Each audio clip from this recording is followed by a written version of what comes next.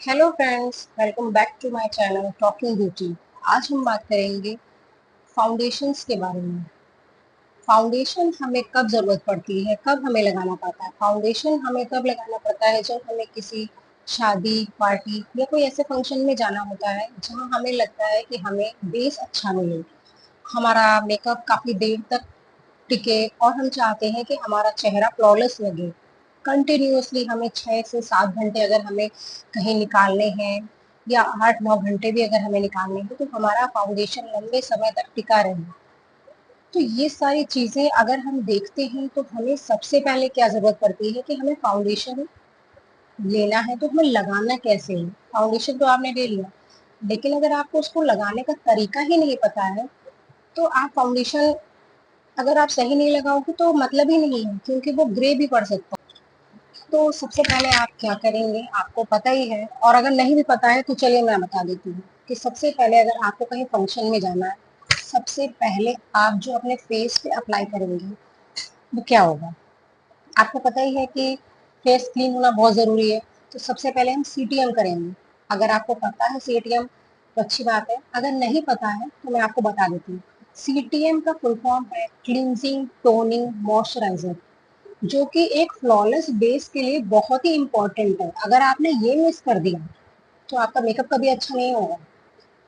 ये करना बहुत ही ज़रूरी है। अगर आपने ये अच्छे से किया है तो आपका बेस भी बहुत अच्छा होगा, आपका जो मेकअप है वो एकदम फ्लॉलेस लगेगा, ग्लोइंग लगेगा, और लगेगा आपने फेस में, अगर आपने अच्छा मेकअप किया है तो लगेगा भी नहीं कि आपने फेस पे मेकअप किया है, लगेगा आपकी स्किन नेचुरल स्किन है। ऐसा भी होता है कि अगर आपने अपना सीटीएम बहुत मजबूत किया है, बहुत अच्छे से किया है, प्रिपेयर किया है अपने चेहरे को, तो आपका बेस जो होगा वो बहुत अच्छा होगा, आपका मेकअप बहुत अच्छा लगेगा, बहुत सुंदर, ऐसा लगेगा आप मेकअप आर्टिस्ट से मेकअप करा के आए हैं।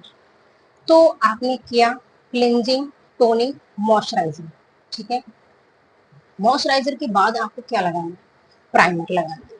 क्योंकि हमारे जो पोर्स होते हैं हम लोग प्राइमर काफ़ी रीज़न से लगाते हैं। एक तो अपने बेस को बहुत अच्छे से क्लीन सॉफ्ट करने के लिए, ग्लोइंग करने के लिए। कुछ लोग पोर्स वाले भी मॉइस्चराइजर लगाते हैं, किसी के यहाँ पर ओपन पोर्स होते हैं उसके लिए भी प्राइमर आते हैं। तो अगर आप उसको वो हाइड करने के लिए प्राइमर लगा रहे हो तो आप वो लगा सकते हो। और अगर आपको चाहिए, वैसे तो प्राइमर लगाना ही चाहिए फाउंडेशन लगाने के पहले, जिससे जो आपका फाउंडेशन वो आपकी स्किन में ना जाए, ऊपर ही रहे। अगर आपकी स्किन में चला गया तो आपको पता ही है, आपके स्किन में फिर पिंपल्स हो सकते हैं, आपकी स्किन फिर सांस नहीं ले पाएगी। तो चलिए मैं बताती हूँ उसके बाद क्या करना है। मॉइस्चराइजर के बाद आपको सबसे पहले अब आपको देखना है कि आपकी स्किन पिगमेंटेशन कहाँ है। पिगमेंटेशन मीन्स लोगों की झाइयाँ हो जाती हैं, तो आपको देखना है मेरी झाइयाँ कहाँ हैं, या किसी के डार्क स्पॉट्स हैं यहाँ पर, या किसी के कुछ ऐसी चीज़ें हैं, कोई मार्क है, कोई बर्थ मार्क है, या कुछ भी आपके स्किन में कुछ भी ब्लैक स्पॉट्स हैं, तो उसको हाइड करने के लिए हमें सबसे पहले कंसीलर करेक्टर ये सब यूज़ करने पड़ते हैं। मैंने आपको पहले भी बताया था इनसाइड का ये कंसीलर करेक्टर पैलेट, ये मेरे पास है, निक्स का है, ये मेरे पास एलेगल का है। और मैं, क्योंकि मैं एक मेकअप आर्टिस्ट हूँ तो मेरे को क्रायलॉन की भी सुपरा पैलेट रखनी पड़ती है, क्योंकि मुझे अलग अलग तरीके के क्लाइंट मिलते हैं और मुझे उनके मेकअप करने पड़ते हैं, तो उनकी स्किन के अकॉर्डिंग मुझे काफ़ी पैलेट्स रखने पड़ते हैं। तो मैंने आपको बताया कि आप उसके बाद क्या करोगे। प्राइमर के बाद आपको करेक्टर भी लगाना है। करेक्टर करेक्टर मीन्स करेक्ट करना, कोई भी चीज़ सही करना। यानी मेरे, अगर मुझे यहाँ पर पिगमेंटेशन है, डार्क सर्कल है, तो मुझे लगाना पड़ेगा ऑरेंज कलर का करेक्टर। अब आपको करेक्टर की भी अलग अलग चीज़ें सीखनी पड़ेंगी वैसे तो, पर मोस्टली इंडियन लोगों में या तो पिगमेंटेशन होती है, डार्क स्पॉट्स ही होते हैं। और वैसे तो इस चीज़ में अगर हम लोग जाएंगे तो इसका भी एक लंबा वीडियो मैं बना सकती हूँ अगर आप कहेंगे तो हमें मोस्टली पीच कलर का या फिर ऑरेंज कलर का, हमारी स्किन से थोड़ा डार्क कलर का भी हम करेक्टर यूज कर सकते हैं। करेक्टर मैंने आपको दिखाई दिए हैं, ऐसे पैलेट्स में आते हैं, उसे करेक्टर कंसीलर पैलेट बोलते हैं। तो आप सबसे पहले क्या करोगे, अब आपने प्राइमर लगाया, अब आप करेक्टर लगाओगे। करेक्टर आपकी स्किन में जितने भी डार्क स्पॉट्स हैं, पिगमेंटेशन है, उसको हाइड करेगा। तो आपने लगाया, आपके अंडर आई में ऑरेंज कलर का, पीच कलर का, जो आपकी स्किन से थोड़ा डार्क हो वो लगाना। आपने वो लगाया, आपको हाथ से, अगर आपके पास टूल्स नहीं है तो आप अपने हाथ से भी अप्लाई कर सकते हो उसको, यहाँ पर ये किसी किसी के लिप्स एरिया के साइड भी होता है, एक दो स्पॉट्स अगर यहाँ है तो हमने वो लगा लिया। ये बेस अगर आप लगाओगे तो आपका मेकअप फ्लॉलेस लगेगा। आप आप मुझसे कहोगे कि वाह मैंने बहुत अच्छी ट्रिक बताई है, क्योंकि ये बहुत ही कम लोग बताते हैं। ये सब बताते हैं कि लगाना है, लेकिन कैसे लगाना है और किस तरीके से लगाना है, क्या लगाना है, ये सबको नहीं पता होता है। ये मेकअप आर्टिस्ट को ही पता होता है, क्योंकि उन्होंने कोर्स किया होता है और इसलिए मैंने भी किया है। तो ये चीज आपके लिए बेस्ट है। आपने ये लगाया, आपको पता चल गया कि अब आपको क्या लगाना है, आपको करेक्टर लगाना है। फिर आपने ऑरेंज कलर का करेक्टर लगाया। अब आपको लग रहा है ये तो मेरी स्किन से डार्क हो गया है, अब मेरा और मैं इसको लगा लूंगी तो काला हो जाएगा, लेकिन ऐसा नहीं होता। लेकिन हमें करेक्टर लगाने की ट्रिक पता होनी चाहिए, उसे कैसे लगाना है ये भी पूरी जानकारी होनी चाहिए। हमें सिर्फ और सिर्फ उसी एरिया पे लगाना है करेक्टर को जहाँ हमारे डार्क स्पॉट्स या काले धब्बे पिगमेंटेशन है।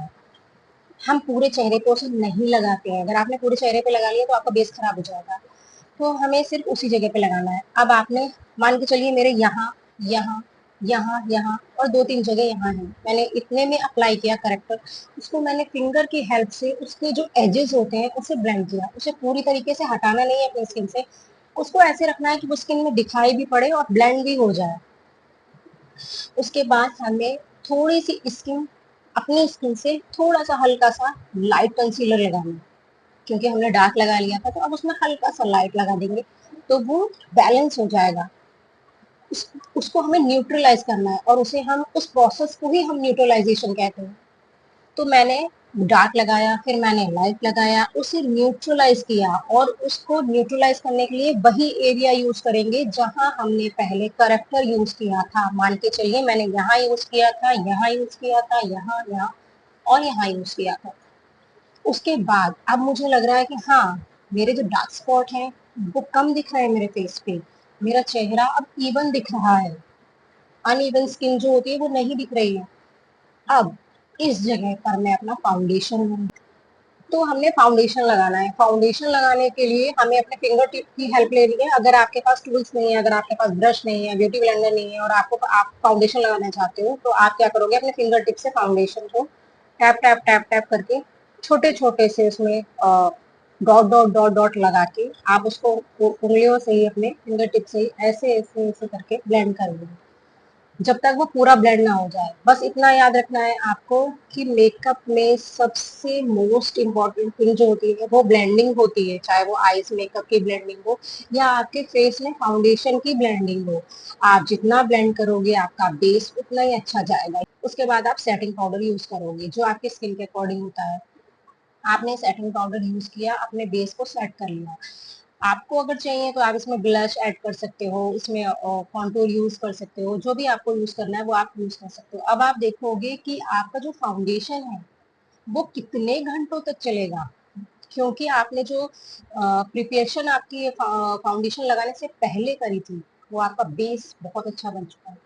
अब आप देखिएगा इस चीज को अप्लाई करके, जिन लोगों ने भी फाउंडेशन ऐसे नहीं लगाया था जैसे आज मैंने बताया, एक बार आप इस ट्रिक को जरूर यूज करिएगा। मैं गारंटी के साथ कहती हूँ आपका बेस फ्लॉलेस बनेगा और आप ये बात बोलोगे कि वाकई ये जो चीज मैंने बताई वो कहीं आपने नहीं सुनी। अगर आपने अच्छे फाउंडेशन में इन्वेस्ट कर रखा है तो आपका फाउंडेशन 7 8 9 घंटे तक आराम से चलेगी और आप अब देखोगे कि आपकी स्किन कितनी ग्लो कर रही है, कितना नेचुरल स्किन लग रही है। तो फाउंडेशन लगाने के पहले भी हमारे पास बहुत सारी चीजें होती हैं जो हमें लगानी पड़ती हैं, जिससे हमारा बेस अच्छा बनता है। कई लोग मुझसे पूछते हैं कि आप कैसे मेकअप करते हो, आपका मेकअप बहुत अच्छा लगता है, आपका मेकअप नेचुरल लगता है, आपका मेकअप करने का तरीका बहुत अच्छा है। तो मैं ये ट्रिक यूज करती हूँ जिससे मेरा मेकअप अच्छा जाता है। और अगर आप चाहते हो कि आप बिगनर्स हो और आपको मेकअप के बारे में कुछ पता नहीं है तो मेरा ये वीडियो आपके लिए बहुत बहुत हेल्प करेगा, अगर आप इस ट्रिक से आप यूज करोगे फाउंडेशन लगाना। तो अगर ये वीडियो आपको पसंद आया हो तो प्लीज लाइक शेयर कमेंट जरूर करिएगा।